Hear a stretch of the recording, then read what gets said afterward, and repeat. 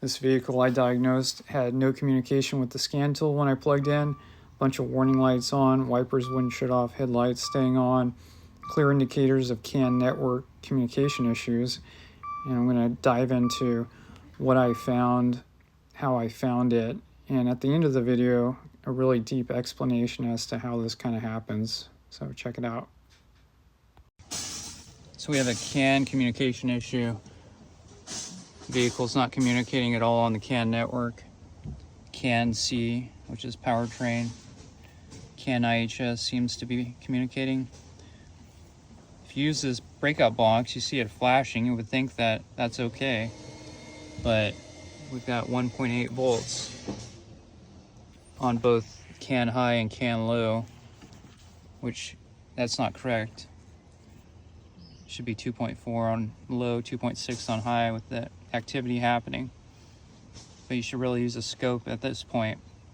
But we can shut the key off, check voltage, check resistance to ground. Okay, we got 136 ohms on the CAN C network. We should have 60 ohms. So most likely one of the star connectors is not connected internally correctly. This is a star network vehicle, star connectors like Mercedes. So we're looking for resistance through our star connectors, and we shouldn't be worried about our dominant modules having the terminating resistors. Checked it to ground and it was 1,000,000 ohms or so. It's okay to have it in the thousands when checking to ground your CAN wires. You just don't want it under 1,000 ohms. 3 and 11 on this car is CAN IHS, and we have 60 ohms. So yeah, that gives you an idea of what good resistance looks like. Let's check the voltage on the CAN IHS. I'm not 100% sure we have communication on CAN IHS, but I feel like I was able to get some IHS data out of it. So I'm going to turn the key on here.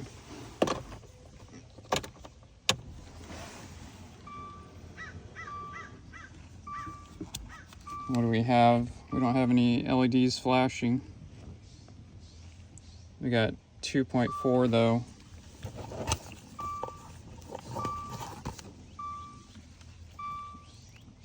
And we got 2.6.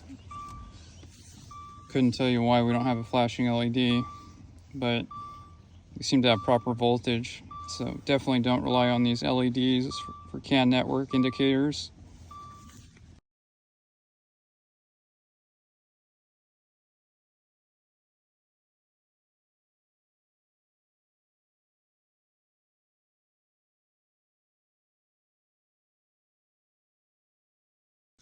All right, so we have 120 ohms. Somebody's been in here. Star connector covers were all popped off. It's usually because they don't know how to unhook them. Anyways, one thing you'll notice on these star connectors is that the wires are not actually yellow. So the wiring diagram is incorrect. Like this is supposed to be a white wire and a white wire and a black wire with tracers, but they're not white. They're like a light gray, and these brown are supposed to be yellow. So the schematics are not even correct. Now after wiggling, we got back to 60 ohms.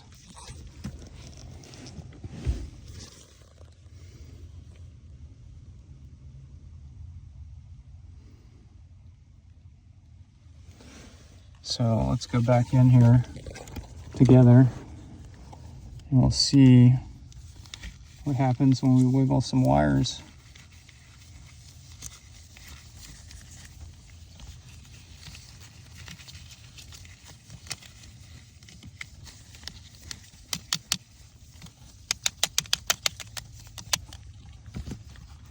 Oh, here we go. I touched the star connector here. And you see how the resistance is changing.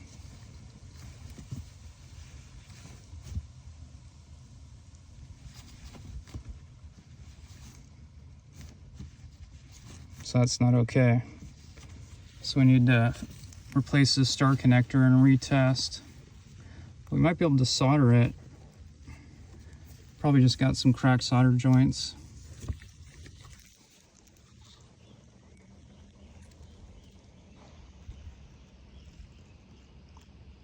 I don't know if you can see that. Cracked solder.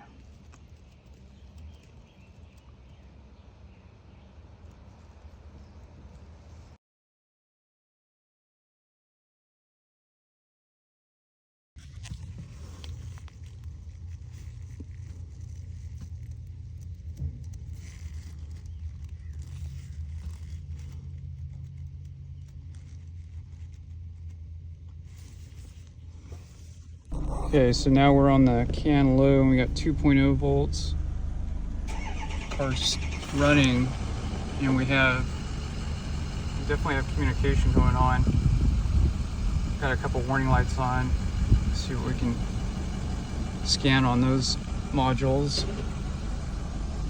Typically you have 2.4 on the low. We'll go to can high, 2.8. Usually you have 2.6 and 2.4. So we might scope this one, but if everything's communicating, that should be okay. But I got the scope ready to go, so maybe we'll scope it. All right, so now we're communicating engine mileage. Scan tool could, afterwards, scan tool can determine the VIN number. So I know the CAN C is communicating now because it ID'd the vehicle automatically using the CAN network. All these modules were not communicating before. You can see all the lost communication codes.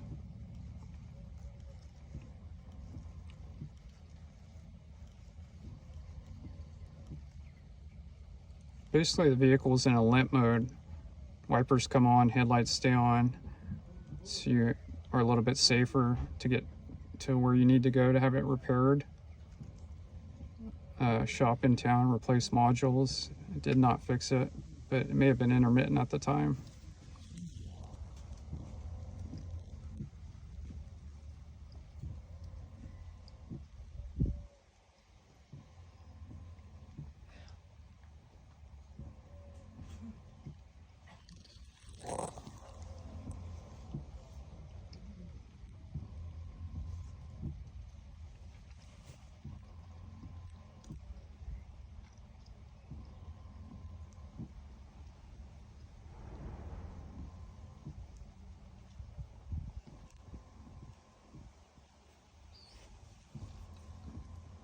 Okay, we have one code stored, audio antenna, wires shorted together.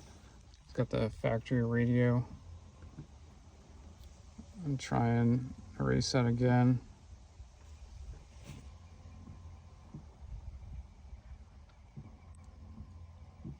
So, may have an antenna issue. So we had 2.0 and 2.8 on CAN wires. But in reality, it's okay. They train you to check for 2.4, 2.6, but the signal now looks good on the CAN network using the pico scopes. Those voltages were okay.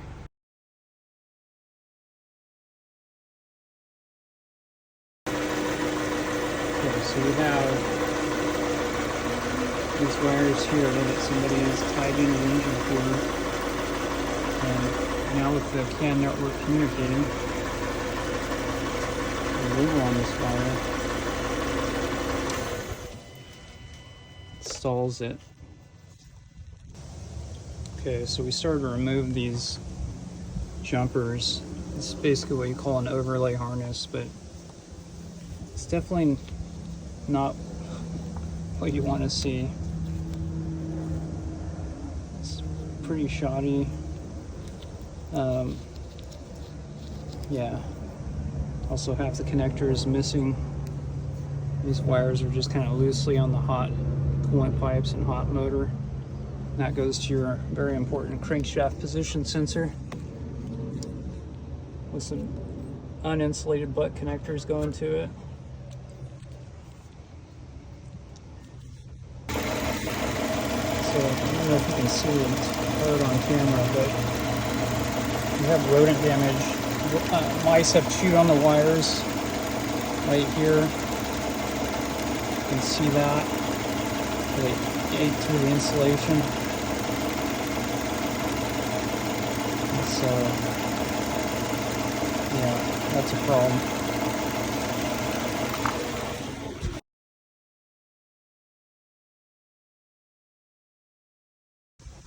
So, in the end, they ran an overlay, which wasn't a good overlay, so it would stall intermittently. And by the way, this vehicle will run, unlike most cars, without the crank sensor, but it has to see the crank sensor being lost fully. And this thing, because of the poor overlay, which it did need an overlay, but technically that overlay is a bad idea, I guess, because you have exposed wires here, and this should be repaired and not overlay, harness repaired. But regardless, why did it stall? Because when you lose a connection like they did on these poor installation overlay for half a second, the computer will stall out. But if it still had a bad connection, surprisingly this engine will start and run and stay running. But then it sees a lost connection and it'll stall out again and start up and run. So it has a good fail-safe. Most engines won't even run without the crankshaft position sensor. And just to prove that, I undid the overlay and it started and ran, but we had an active crank position sensor code. So yeah, chances are this has been a problem for a long time, but because it had a secondary issue unrelated, which is communication issues caused by bad star connectors, nobody could ever scan it for codes if you can't communicate with the engine module if the network's down. So this is how I repair wires, and I use a factory or dealer level heat shrink. You can see how that insulation oozes out. That's what it should look like. It should have an ES number on it. If you're using the stuff that this thing had, which is like random, parts store heat shrink, this stuff is a joke, and you shouldn't use it.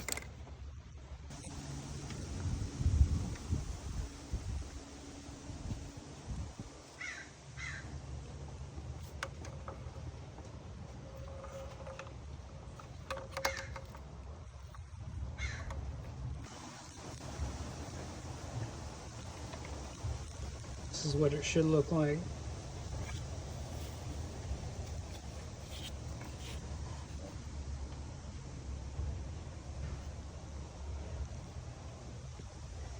Before I play this video about this Dodge Dart's CAN communication network issue causing the headlights to stay on and wipers to stay on, a bunch of warning messages, before I even get into that, I want to explain how this happens and why it happens. This computer is almost the exact same computer in this 2013 Dart. It's a GPET controller computer, and it's used in Dodge products a lot. Anyways, this computer, in order to talk to it on the car or on the bench like I have right now, we have two wires called CAN communication network wires. This is all there is between all the computers in this vehicle on this Dodge Dart. All these computers, and there's about 15 computers on that car, even though it's a, more of a budget compact car, they all have to talk to each other using these two wires, and they're twisted together in the electrical harness running through the instrument panel harness, body harness, underhood harness. And so all of these computers are heavily reliant on such fragile wiring, and this is getting to be normal on most cars now, high-end cars and low-end cars and medium-end cars. Yeah, so if there's a change in resistance or a break in one of the wires, the vehicle will go into fail-safe mode, and you'll get what this vehicle is experiencing: headlights staying on, wipers staying on, etc., etc. But let's look at what happens when we have a good connection. I have a resistor in here that's simulating the same resistance of 60 ohms like we should have on any modern vehicle that uses a CAN network that I'm describing, so all the computers can talk to each other and communicate with each other. Because again, modern cars, it's now a number of sensors are used for multiple modules. They all share sensors and data. So they're all working together. It's no longer the car just has a single computer to operate the car. It's now multiple computers, and they're all serviceable. And again, they all talk to each other on these wires. Well, anyways, I've got the correct resistance of 60 ohms on the network, and I've got 2.4 volts on one of the CAN wires, and then I've got 2.6 on the other, which is CAN high. I can communicate with the scan tool, or I should say the scan tool is able to communicate with this particular module. This is the engine module, similar to the Dodge Darts, and everything is fine. This is what it looks like on test equipment called an oscilloscope. And those squares are very important because each square has to be a certain height and voltage in order for the computer to determine what it's trying to say. And it all translates to zeros and ones. So that needs to look like that for the computers to be able to talk to each other. And this is what happens, and it happened in this Dodge Dart when we had the incorrect resistance. So we'll take the 60 ohm of resistance away, and we lose communication. All that NA means it's not communicating. And then our square waves are gone. Now the computer doesn't know what the other computers are saying. It doesn't know if it needs headlights on. It doesn't know the vehicle speed. It doesn't know if you need your wipers on, if the car's running, yada, yada. So all that information is now lost and not shared anymore because these two wires are now gibberish. And in other words, the CAN high and low network is just done, all because of the incorrect resistance in the circuit. And that's the gist of the problem with modern cars. And there is no redundancy.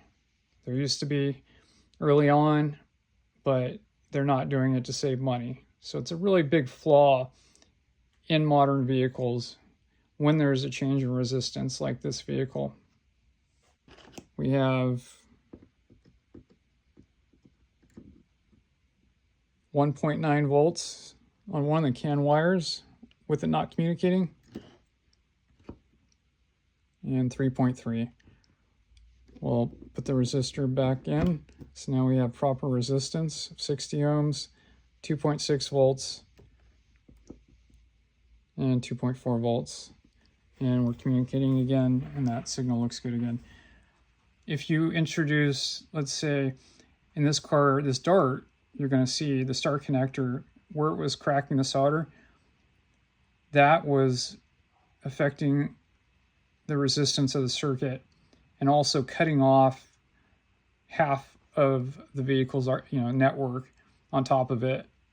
And one of the solder crack leads was also a capacitor, so that changed the capacitance as well, not just resistance. Without getting into electrical theory, this vehicle had 3 crack joints, and it was a big problem. And you see what happens when that has incorrect capacitance and incorrect resistance. We lose communication.